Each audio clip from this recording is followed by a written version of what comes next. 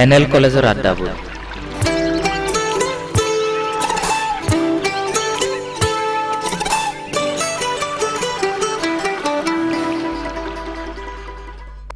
আকৌ উভতি যাবৰ মন যায় সেই দিনবোৰলৈ।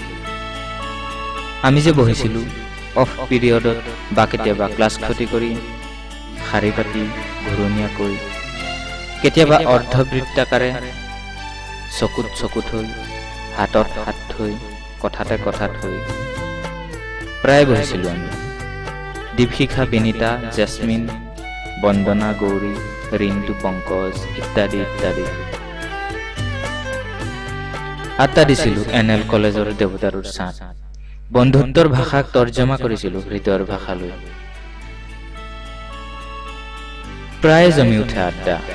আড্ডাৰ বিষয় কেকেবি চানাৱালাৰ পৰা বগাই বগাই প্ৰেম ভালপোৱাৰ এপিক, ট্ৰেজেডি, কমেডি, সাহিত্য, সংস্কৃতিৰ পথাৰ পাৰ হৈ কোনোবা ধুবুৰী। আমাৰ সকলোৰে আছিল কিবা কিবি। গৌৰীৰ বিফল প্ৰেম কাহিনী, ভব্যগব্য সাহিত্যিক যেন লগা ৰিণ্টুৰ হাঁহিলে চকু পানী ওলোৱা এহাল চকু, চাল্লা বেটা ধান্দাবাজি পংকজ, মাজে মাজে আহি ভুমুকি মৰা দেৱজিৎ, লাগবান নোহোৱা কথাৰে ৰাজা আৰু মই। আড্ডাৰ মাজে মাজে কিছুমান অসংলগ্ন কবিতাৰ টুকুৰা বিৰবিৰাই সিহঁতক অস্বস্তিত পেলোৱাটো মোৰ পুৰণি অভ্যাস।